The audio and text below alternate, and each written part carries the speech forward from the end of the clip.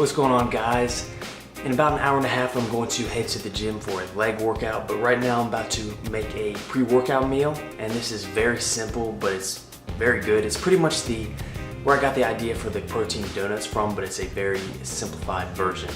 So high in protein, high in carbs, low in fat, so pretty good pre-workout meal. Thought I'd share with you guys. So what we're making is a microwavable sweet potato protein cake. 2 ingredients, sweet potatoes and protein powder, and that's really it. Only takes about 3 minutes to make. I'm using 200 grams of sweet potatoes and 45 grams of protein powder. Obviously you can put more or less, depending on your macros or how much you want. You'll just have to adjust the cooking time. So basically you just mash up the sweet potatoes, add the protein powder. So it's only 2 ingredients, that's really all there is to it. So we're just gonna put it in the microwave for 2.5 to 3 minutes until it's fully cooked.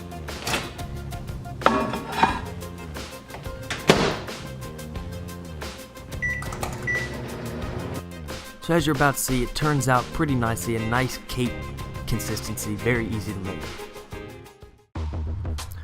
Alright, we are in the gym with a leg day. Now this video is going to be showing 2 different leg days. This one is from Wednesday and the one that you see after will be from Saturday.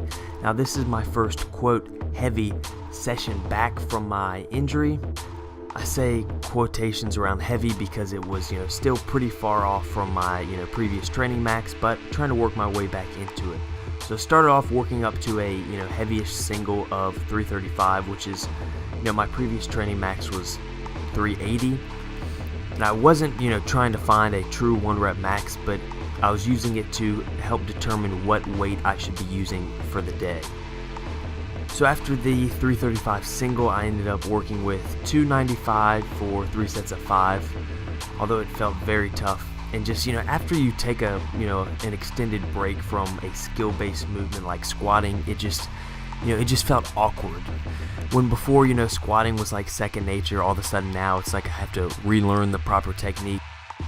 After squats, I decided I was going to try using my Olympic shoes for deadlifting. Now, normally I use flat shoes, and that's what most people use because it keeps, your range of motion reduced.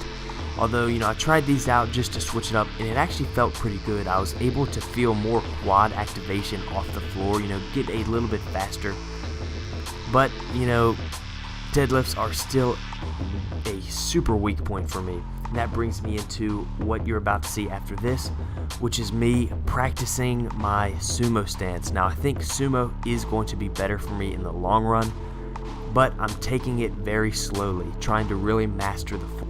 Because when I first started sumo, I ended up pulling my adductor because, I jumped into it way too fast. I didn't have the flexibility.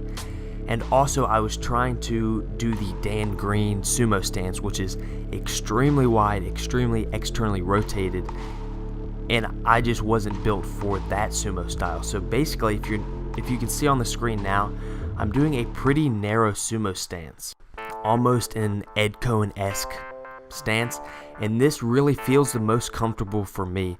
Now eventually I may move it out once I develop more hip flexibility, but for right now that feels the most comfortable for me, and it actually feels way more powerful than my conventional deadlift. So my plans with that is I started out with 135 doing sets of 10, and every session I lift legs twice a week, so every session I'm going to be upping it 20 pounds, keeping the sets of 10, and just increase it 20 pounds just so I can get used to the movement, really practice it, use lighter weights, and then eventually I'll get into that heavier weight. So now we are on Saturday's leg workout, and this was just a mess of a workout. And I'll explain to you guys why. A little story time. Last Saturday, which was when I was supposed to hit legs, I was playing with my dog and somehow pulled my hamstring. I was like tossing her up in the air and then going down into a squat, and I thought it was a cramp. It felt, like a terrible cramp, and it was in my upper hamstring. So then I, laid down, iced it. I just knew I wasn't going to lift that day, so I iced, heat, like 6 different times that day. Took an Epsom salt bath, Then I was able to do legs on Sunday. It was pretty much all healed up. Then I came in on Wednesday, which was the footage that you guys just watched. And at the end of that workout, I was doing leg curls. And as I was lowering the weight down, when my leg was extended, I heard pop pop, and then just this terrible pain shoot up through my hamstring. So I stopped all, hamstring work for that day, went home, kept icing it over the next couple days, came in Saturday, which you're watching now, and tried back squatting. I worked up to a 275 single. That was going to be my test on whether or not, I was okay to squat that day, and it was hurting very badly. So I tried out front squats, as you just saw, and those felt better, but still not that great. So then I just decided I would do pause squats with 225, just to get, some sort of squat work in for the day. Now my hamstring did not feel comfortable doing this, but it did not hurt, and it didn't feel dangerous. Now, you gotta be smart if you do have an injury. There's a difference between, it hurting and then it being dangerous. I'm pretty good at distinguishing the difference. Right now, it was just hurting, but it didn't feel like I was going to further injure it.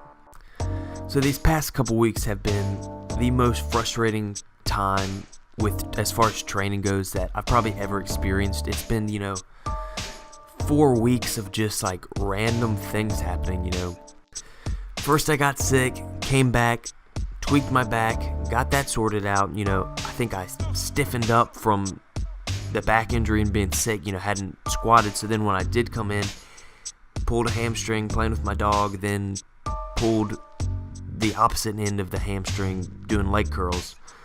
But enough complaining, moved on to practicing my sumo, up 20 pounds from last session. So this was just 175 pounds, just really focusing on getting the form down. I had a little discomfort in my hamstring while doing this, but it was such light weight that I wasn't really worried about it. So I wanted to still get in some sort of hamstring work, but obviously, leg curls not an option because that's how I hurt myself. So I decided I would do blood flow restriction training on stiff leg deadlift.